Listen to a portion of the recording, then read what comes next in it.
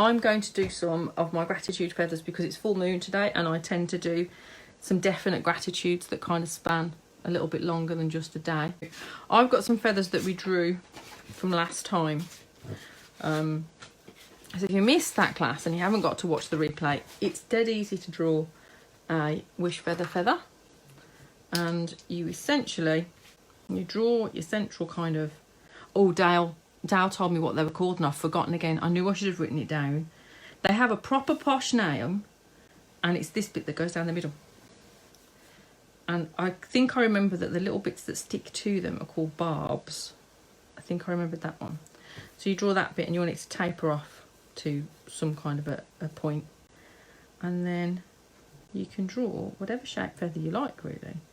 I quite like ones that do that kind of thing at the moment.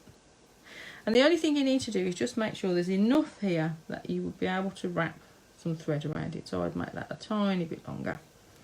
And then anywhere where I've got lines that I don't want, I'd tidy it up, and then that is lovely and ready to paint. I'm going to do that one.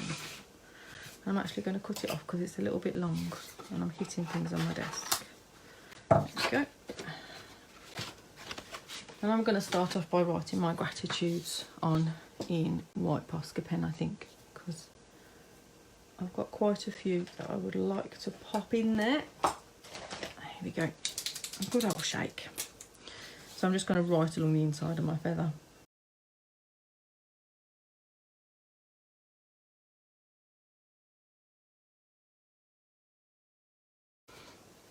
So that's done, and I've pressed my finger on it, no white's coming off, so it's nice and dry. So I can add some paint to mine now. I think I might play around with some metallics. I'm feeling kind of in a metallic-y mood. So I'm going to grab this tray from Jackson's. Is awesome because it lifts out. It's got 2 layers and it lifts out. And it was my mum's, but she's donated it to me because I'm doing lots of painting and she's doing lots of knitting of socks and gardening at the moment. So I can use these and then I'll give them back to her. But she labels them all. She's very neat and very sorted out, which is quite awesome. So I've just got, this is, it's a number 8, I think. It might be a 10. Hang on. No, it's a number 8 round. This is the number 10 round. I haven't used the number 10 round as much because it's a little bit too big for lots of the things I do. So I think I'm going to go in with, what colour am I feeling today? Green. I'm feeling quite green, and I'm feeling very green, goldy green. So I'm going to use some of that, a little bit of water, just to, I want to get it on so that I can. Oh, wow, that's yummy. I don't have to worry about these bits that I'm going to cut out. I don't even have to worry too much about the edge, to be honest, because I'm going to cut it out. So if I go over, it's not too bad. But I am trying to be a little bit careful going along this central part, so I've got a nice clean line going up there, and I'm trying to work quickly enough that it stays wet, just dripping in some extra bits of water.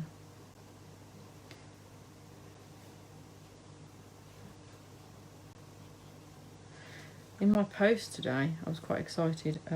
My husband ordered me a birthday present that didn't come in time, which was fine because birthday presents after are awesome, and they arrived today, and he'd ordered me some liquid watercolours, and they're called Aqua Drop by Schminky, and I've never tried them, so I'm quite excited to try them. And also a rather odd looking brush, which is kind of like a rigger brush, which is like a liner brush. Now, I wonder what will happen if I put the blue on. That's what my brain is asking me, so let's see if it's still wet enough. Oh, I quite like that. It's kind of like greys. Oh, that is pretty. Just going to go back in, because the first time you go over, sometimes you don't pick up as much of the metallic. You get like a little bit of a surface odd colour. Somebody was asking me whether I preferred Fine Tech to Daniel Smith.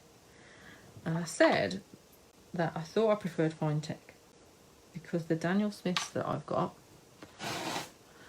are things like interference colours. I've got a lot of water on that little bit, so I'm going to, if I've got too much water on, I kind of twist my tissue and then use it like a wick to just suck a little bit up. And then I can go in, just pop a little bit more of that colour in, like that. I really like that how it is. So the only thing I want to do is just add and see if I can get the blue to come through a little bit more rather than a grey colour. Oh, that's very intense and it could go everywhere. Oh, it's quite exciting. There we go. Not maybe there. They're great fun. I like those two colours together. An unusual but fun combination. My feather is quite wet, so they're going to roll around and do things together. I don't know what kind of things they're going to do, whether they're going to just make a muddy mess. It'll be quite pretty, but we shall see. I think I'm going to get a little bit of, where is it? I've got this green and it granulates really beautifully. It might be that one. Let's see what that does. I'll just pop some bits of that in and see. You can see I've got lots of water kind of pooling in places, and I actually quite like it sometimes when you get a tissue and you just kind of dab it down onto it, and it kind of leaves this interesting little fun pattern. And I quite like that, but it takes the intensity of the colour away, which I don't like so much. So what I'm going to do is I'm going to dry that, and then I'm going to put another layer on, I think. I like those colours, but I'm thinking I need something a little bit darker. I won't tell if you won't, Wendy. I'm just going to see what I can grab. Maybe some of that. Just going to pop. I want something a bit more green, I think. Yeah.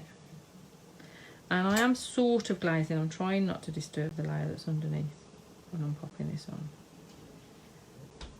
And then I'm getting a little bit of the yellow gold. And just, I'm going to use that to blend it out, but I don't want my brush to be too wet.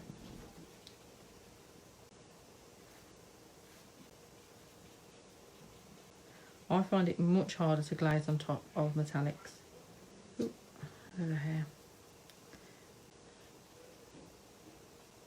I find it much harder to glaze on top of metallics and not move them. And those weren't very dry, so I'm just going to go back and put the metallics back in a second.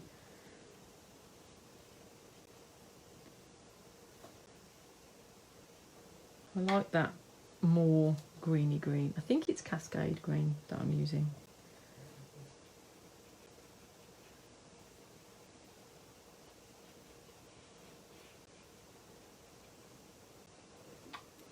I'm just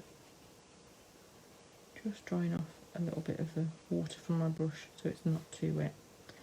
And then I'm going to try going back in with that blue.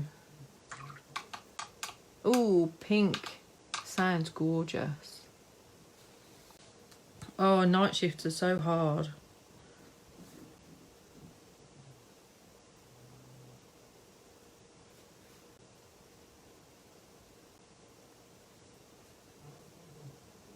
I'm just going to see if I can just get some little bits of this just going in just a little bit.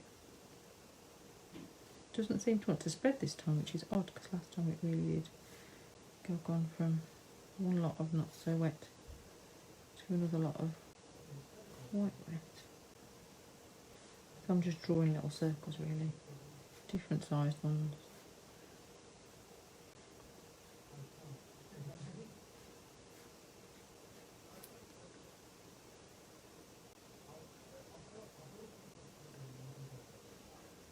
What have you guys been up to today? Or is your day just starting? I suppose my day's kind of got to the afternoon. Bet some of you are just starting. Or is it Edie? I'm sorry if I've got it wrong and should be sleeping. I don't know whether I should be encouraging you to sleep or to watch the art. I'm torn.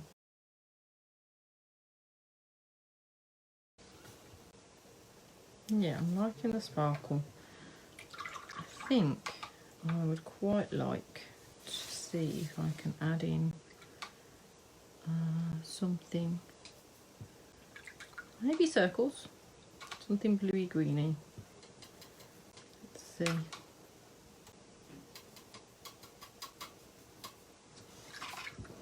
I'm just mixing the two greens that I've used with a blue to see what I get, to see if I like it or not. So I've got my little bit here. I'm just going to try it out. I want something a bit more blue than that, I think.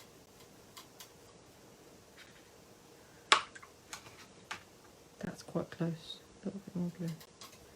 And it's a very, yeah, that's the right kind of tone, but this is way too intense now, so I'm adding, taking a little bit out actually, and adding some water to it so that I can control how dark I go with it. So I'm going to start quite watery and then drip more in. And what I'm thinking of doing is doing some kind of glazed circles here and just seeing if I can do those and not disturb the metallic that's underneath. And then I'm going to just drip some of that more intense colour just from the centre to move out and see what happens there. Do that again. So kind of drawing a half circle on one side and a half circle on the other side.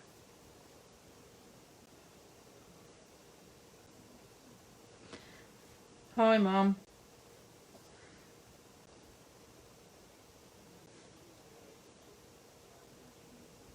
There we go, a little bit more of the dark there.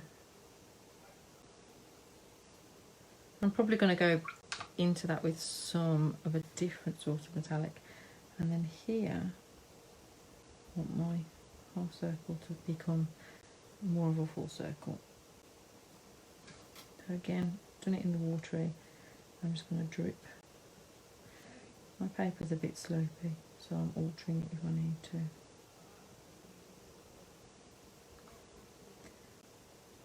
Greens are the colours that I thought of with the gratitudes. I think maybe because I associate green with the heart and also with growth and healing and kind of the sorts of things that were coming up for me. So I'm going to give these another dry, and then I think I'm going to go in with some of this appley green metallic that I really, really love.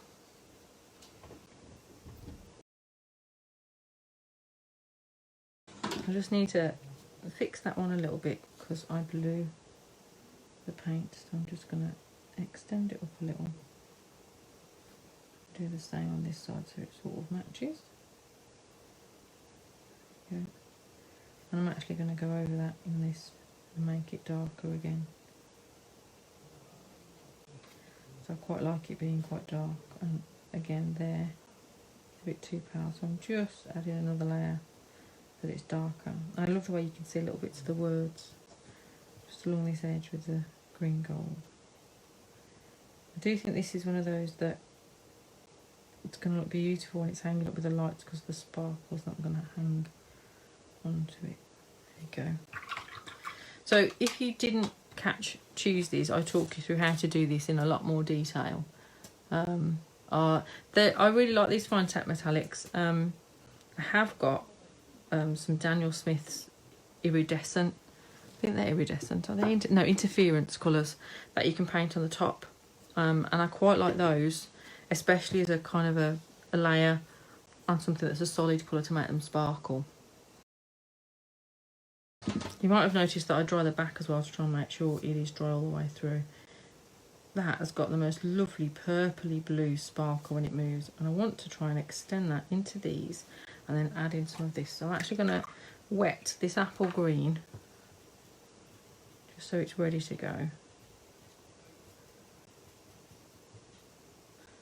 The apple green is one I actually bought myself as well. The blue's one that my mum bought. It's quite fun. So I've wet both of those, and I'm going to grab a smaller brush. Oh, I need to swap to my proper glasses as well. I was wondering why I was finding it hard to see the detail, and it's because I don't have the right glasses on. So I'll just do that as well. Ah, okay, I can see way better now. I think I'm going to take a line of that metallic blue just around the edge like that for each of them, and I'm using it really heavily pigmented, so it's really creamy, and there's lots and lots of paint on my brush. And I'll do that on each one like that. I do find the creation of these is quite mindful and kind of fun, and it's really easy to be present with them because you're just enough to focus on that it holds you, but also you're not really tightly focused. Yes, I like that. I need to make that one go all the way up. Yep. Now, do I go down the middle in the blue metallic? Do I use gold? Do I do something different? I don't know yet. So I'm going to go in with some of the appley green. And with this, what I'm thinking is if I can get just a little dot of it in the middle, these blue circles, so there's even more shimmery loveliness. And then I'm actually going to just put dots of it. It needs to be really thick, otherwise the dot doesn't stay as a circle. Just all over.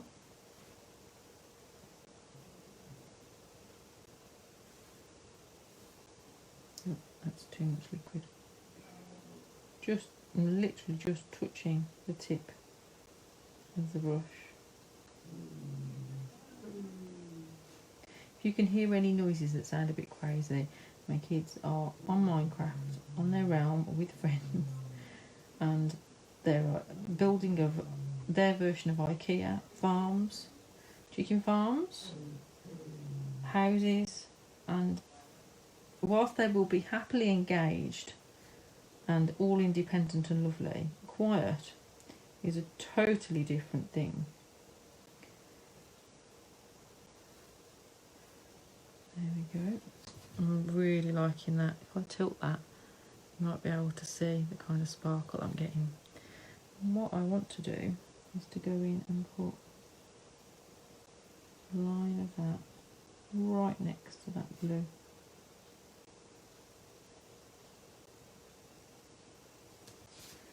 And I'm going to do the same here.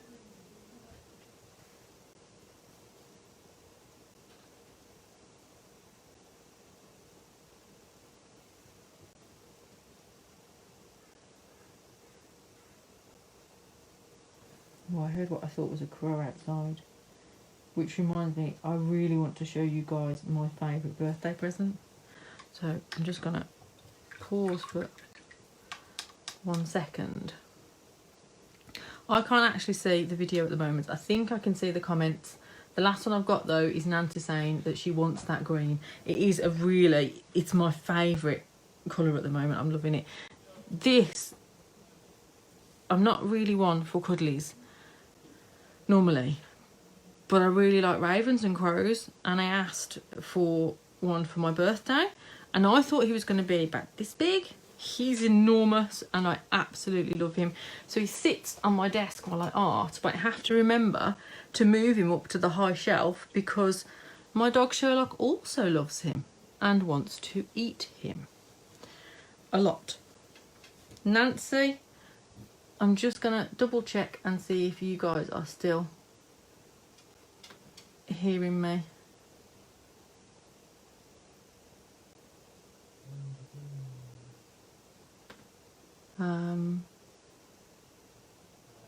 You are, because Nancy's just said, oh, he's adorable. Awesome, thank you, my darling.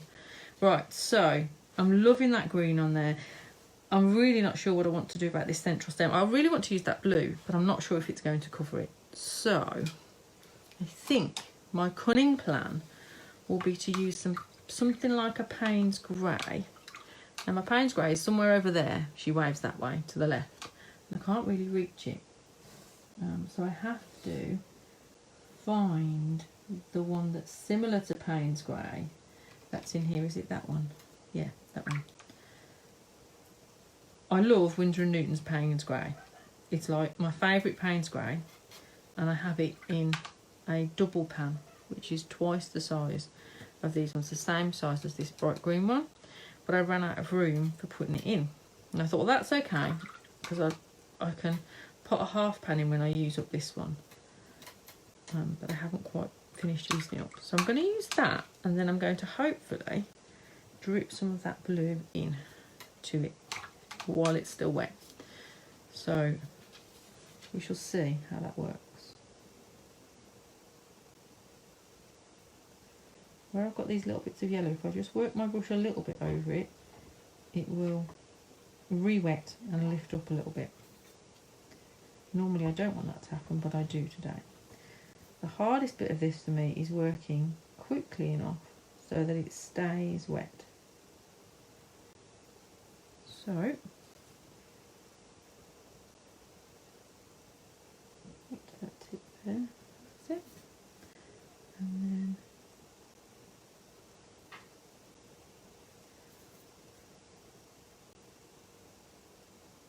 down here.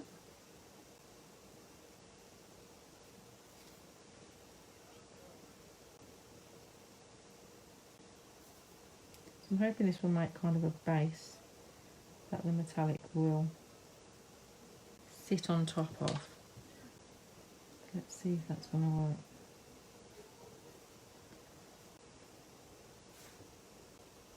I think it probably is going to work beautifully. They actually looked like they were going to have some real fun playing together, so they would definitely be fun to have a play with. There we go. This blue is really quite rich and creamy.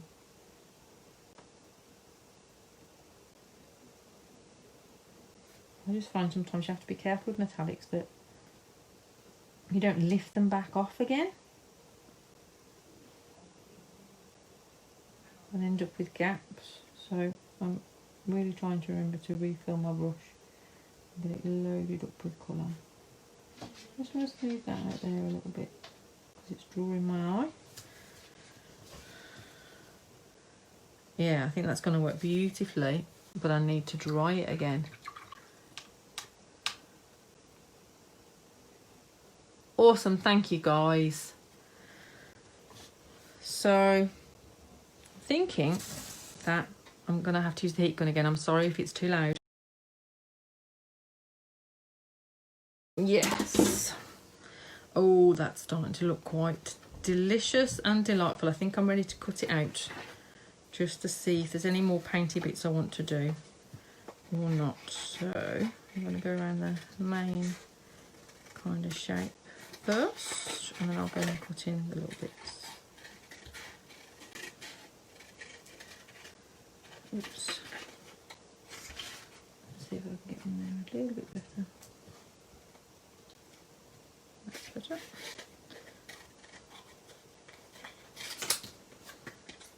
I'll go back and sort that bit out in a second.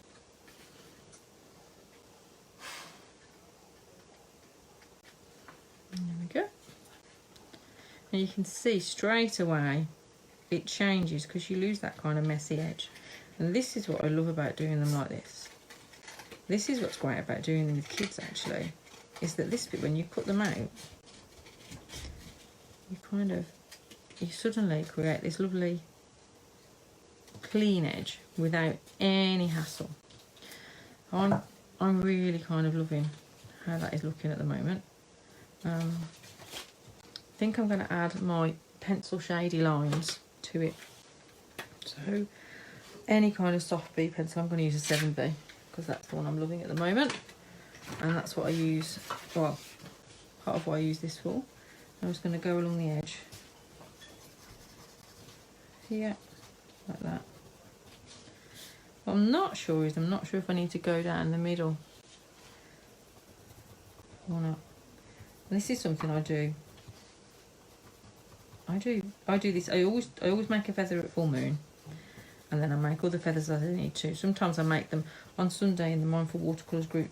You will have noticed that generally a gratitude thread goes up. Sometimes, recently, I've actually been forgetting to get it up, mainly because I've forgotten what day it is, because everything's a bit different, so I lose track a little bit of which day is what.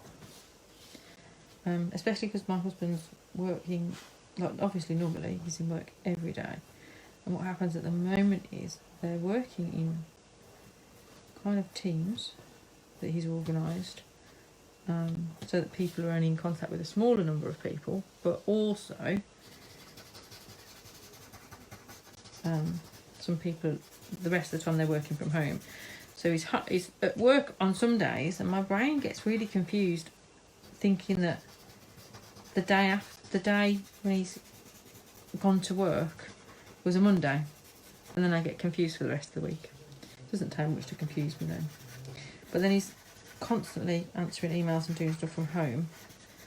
The poor bloke doesn't really get a chance to switch off. But then I suppose that's the same story for lots of people at the moment. You know, there's lots of questions and lots of things to be sorted out. So, but it results in me getting confused. Oh, I'm really liking that now. I think a little bit of white, and that is going to just make my little heart sing. So I've got Posca. It's a 0.7 bullet tip. Okay, that is how my brain is ending up.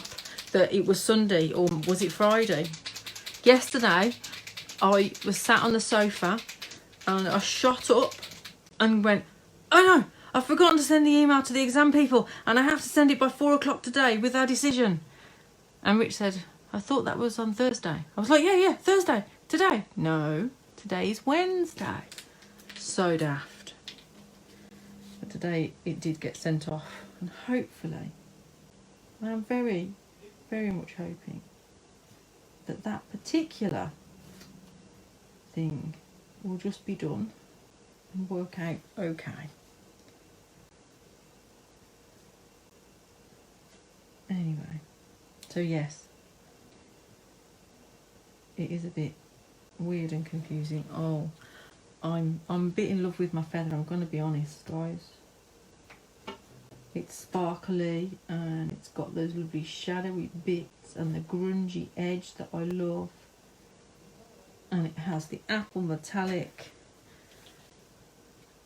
Should I put more white dots around there?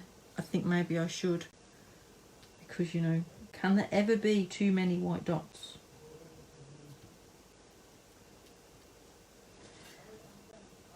So,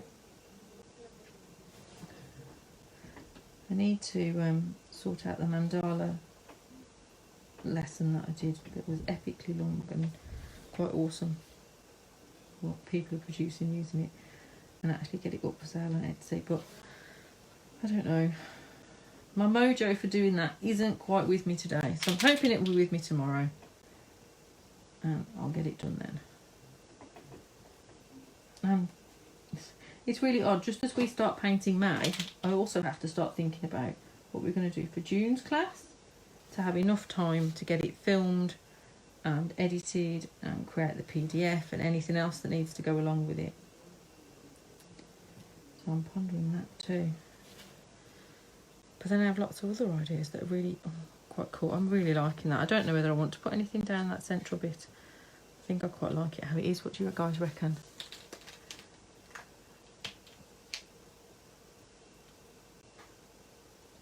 Oh no, don't hurt your hands, Wednesday. I mean, Nancy, I was reading two at once. My brain got very confused. Wendy, I am glad it is not just me and Kay. Nancy, don't hurt your hands. Can you not use an Inktense pencil? Ooh, water-soluble black pen. Just lift it off real fast. And yes, there's no such thing as too many white dots. So on the back, I'm going to do the gold like I did the other day, and then hoping I can dry it and I can show you one of the interference paints, a really quick and easy way to use one of those on the top, which I think is really fun. And then I'm probably not going to pop my thread on now because that takes me a bit of a while. And we could maybe have a look at these new Aqua Drop liquid watercolours. Now, I've never played with them before, so I don't know what they will do, but we might be able to make a cool background paper that I can use to make more feathers from. Or we might just have some fun and see what they do. I've only got really basic kind of colours, so we could have a little bit of a play. I may even grab out the cling film. Oh, got my finger in there. All up to the edge. Yeah. Okay, so that's the back painted. I'm just going to dunk that in water. That was not a watercolour brush. That was an acrylic brush. That is just for using acrylics. I'm going to give this a really quick dry. Thanks, Erica.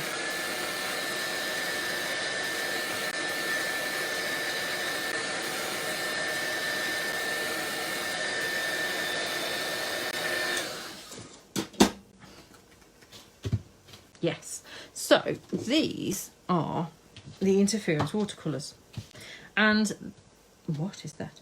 They work a little bit like metallics, but you can't see them all the time, only when the light catches them a certain way. So I'm not going to use my interference blue because, as you can see, there's only half a tube left. So I think I'm going to go for a little bit of the interference lilac. Now, this isn't the way you would normally use watercolours, but I've found that this works really quite prettily on top of the gold on the back. So I'll squirt a blob out.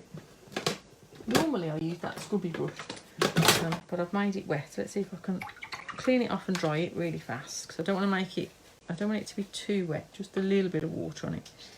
And then just basically, oh, I've got too much water on there probably. But I pulled it over with a bit less water than that, so it went all over the back of the feather. And then I just used the scrubby brush and went in kind of the direction that the feather barbs would go. See, I remembered one of the words, Dale, if you're listening. And then I'm going to dry it and hope that you can see. So you can see a little bit there on the black paper on my desk. And then, I don't know if you can see, as that catches the light, you get this lovely shimmer. Now, you could use it quite thick, and you could use a fine brush, and you could write your gratitude on the back in that paint if you were good at doing fine kind of lining things. And that would be quite fun. I'm just going to check in on the questions for a second. Yes. And it is iridescent bright gold fine, and it's golden fluid acrylics. It's much quicker than trying to do it in watercolour paint, and you use much less. So on the backs, if I don't want to do another watercolour on the back, I use that. Nancy, I am glad that the huge tortillon worked. That's awesome. Thanks, Anne. Hi, Judith. So that's my gratitude feather. I've got a little bit of paint there, so I'm just going to clean that off. There we go. And you can see, ooh, I just want to see if I can lift that off just a little bit more, because otherwise that's it. It was too purple. It really is quite pretty. I'm liking that. It's sparkly and lovely, and it's got all my gratitudes on, and I'm going to hang it on my tree. I'm going to leave this just out of the way to dry, and I'm going to clear down a little bit. I'll pop those metallic watercolours away for a second over there.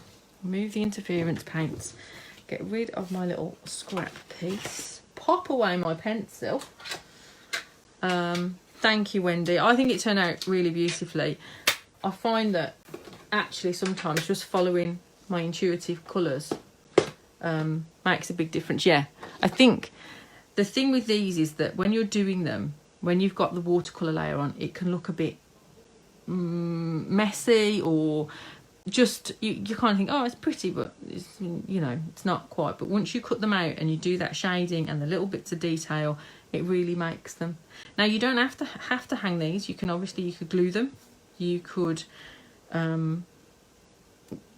do whatever you fancy with them, really. And you can draw them. You just have to take more care with the edge, You'd use exactly the same technique, but you'd just draw the line and then smudge it, and you smudge it so that you are smudging into the feather.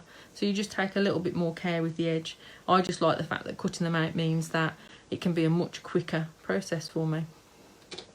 Right, so let's see what we've got. I've got a square of paper. Now, this is new paper. What's it called? I went to get my normal paper is cast art paper, and I buy big ones, and they hadn't got any in stock, and I found this.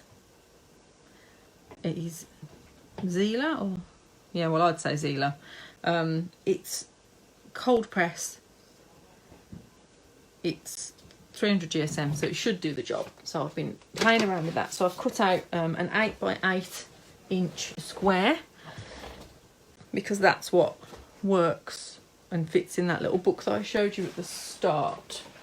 So it's actually a scrapbook that I had hanging around, and I'm using it to put in pages that I'm creating after I've worked on a background.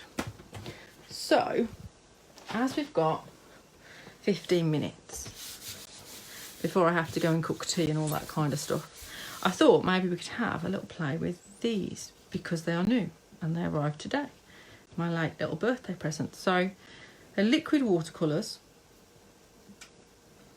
and I've got a lemon yellow, cyan blue, magenta, and then I've got a sepia. And actually that's pretty much my preferred primary colours. Sometimes I like to put cobalt teal in here if it's watercolours. So I thought we could see what they do. Now, my water might be a little bit grubby, but I like the first time that I play with something to just go back to wet in wet, where you wet the whole of the thing and then you can have a little bit of a play.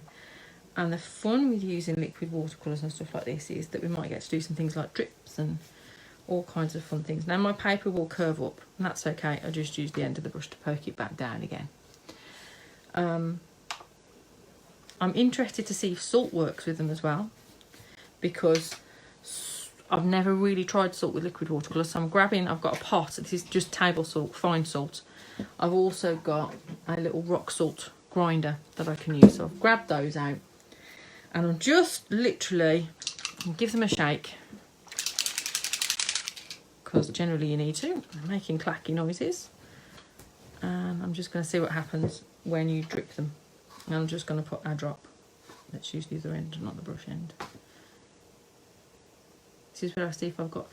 Oh, my paper's drying really fast. I think it's because it's a warm day and I've got my lights on, so I'm just going to do that again.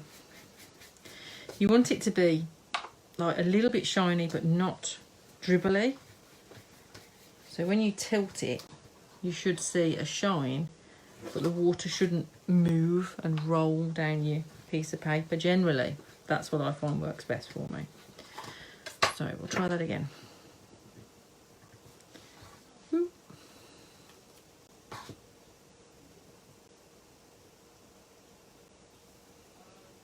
And they're very, very rich.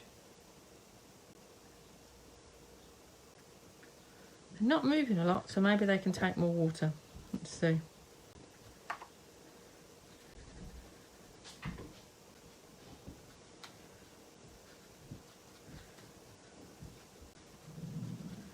And I quite like playing around with a flat brush, so I'll probably end up smooshing them a bit, yeah. Oh, that's a nice yellow. Oh, I've got such dirty fingers. Got metallic fingers, and I'm leaving little fingerprint marks. Somebody took my wet wipes, so there's not a huge amount I can do about that. Let's see what happens with the magenta. I want a different brush that doesn't have a dirty end, though. Ooh, see, nah, see, that's what I'm looking for. Right, so you do need quite a bit of water, don't you, to do that like that. Look at that, so pretty. So these guys like to be well lubricated, a bit like me really.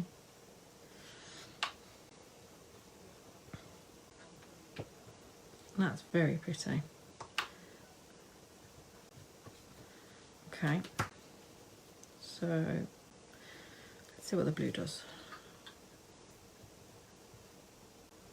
See, it doesn't seem to be so. Oh, if it's really wet, it does. It needs to be super, super wet, and then it will move massively, which is quite awesome, like fireworks. So I'm going to. This is just water that I am splattering on to see what happens. The purpose of this is simply to play, just to have fun and to play. Okay, so I want to add some more yellow now, and I'm using like 2 or 3 drops. It's a tiny amount, and see if it was because I didn't have enough water, or because it is. Likes lots of water. Let's just see what kind of green we might get there. So I quite like to tip and tilt things, and I know that this is going to make a splodgy modgy mess a little bit, so I go out and grab some tissue.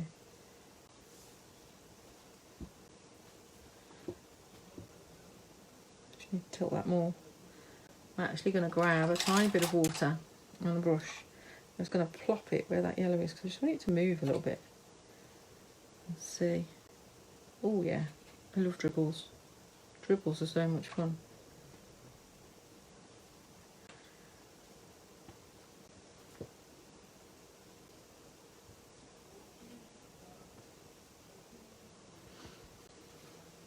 I'm kind of liking some of those. And now I'm going to get some scrumpled up tissue, and I'm just going to, I'm going into areas where either there's a really solid amount of colour, or where I can see there's some water, and I'm just lifting off a little bit. And these tissues make awesome collage fodder. That's kind of fun. I wonder how these lift off. They're really vivid. They're really strong. Just going to give them a quick dry.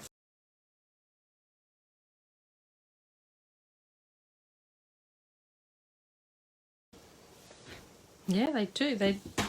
I could see when I was touching with my tissues, they do lift off quite well. It's not quite dry. You can feel it here. It's a little bit cool.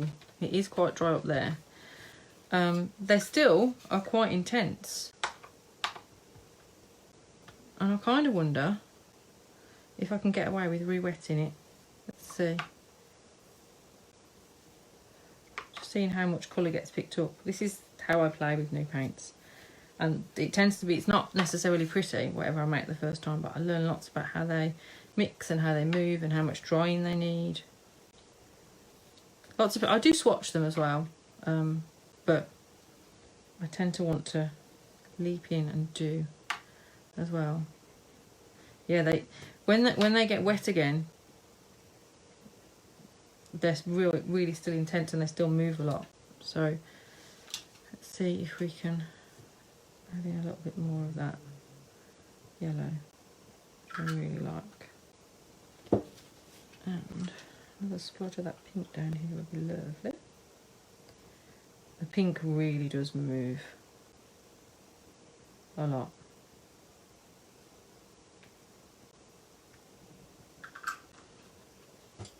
And that bit's not wet.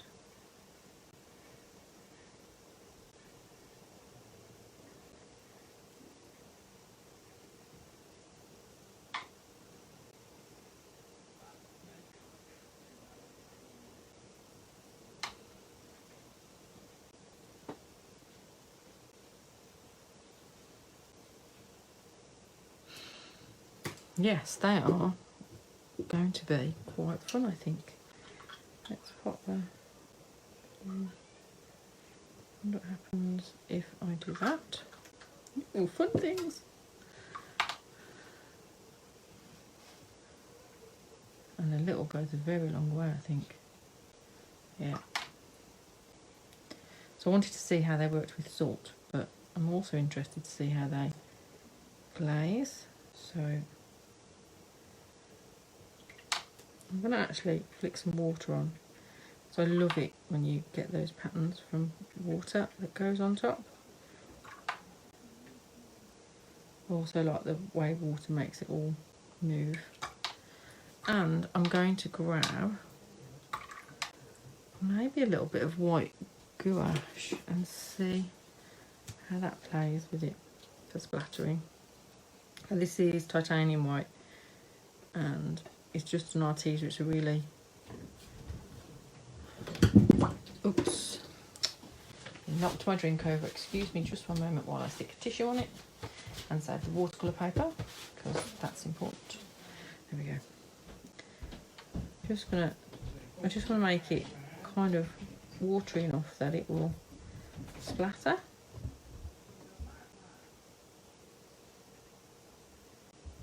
Because I just like splattering. I'm going to be totally honest. I really like splattering. Right, so I've got a couple of very wet bits. You can also see a crazy kind of creature in there. I'm just going to lift out some of the very wet bits. There we go. And I'm going to give it a quick dry. Okay, it needs more drying, but there's nothing more boring than watching me dry a painting, I don't think. So my white splatters have disappeared a bit because they blended in with everything. So I could put those back, and I may well. But I also have this crazy thing. Hi Kirsten, thank you. I love some of the purples that I saw appearing down here. There's a really pale little bit, and it was gorgeous, which is a mix of these. Just that cyan and magenta. So that is going to be lovely to play with. I'm going to take a little drop of the sepia, and I think maybe one drop might be plenty. I'm going to add some water to it. And I've got this, yeah, that's, wow, they're really intensely pigmented. That's a very, it looks like a very dark colour from here. So I ordered this brush. It is a Neef brush. It has a rigger tip and a round body. And it came today, so I haven't played with it at all. So I'm going to try loading it up. And I'm just going to try drawing some really loose lines along here and see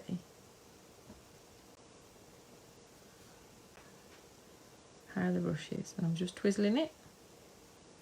And the idea of it is that the top bit, where it's like a round brush, will hold loads and loads of water and paint, but you've got that fine line of a rigger brush.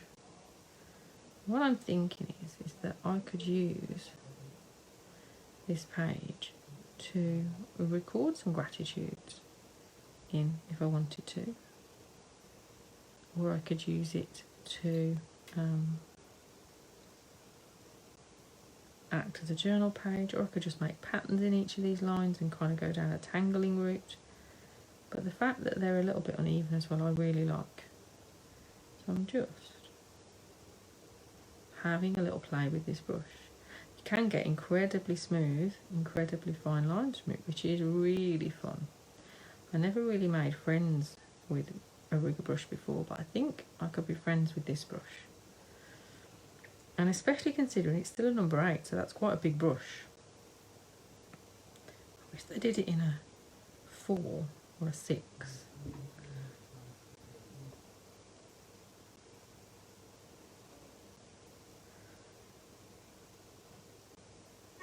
This kind of play is incredibly soothing and mindful. There's a repetitive thing. It's kind of loose and you're just pulling the brush across the page and I'm holding it right at the very end, so I don't have lots of control really. Although actually, I have to say with this brush you do feel like you've got quite a lot of control. And it does hold a lovely amount of paint. I don't think I need to fill up each time. I think I could quite easily get quite a few lines out of it, in fact.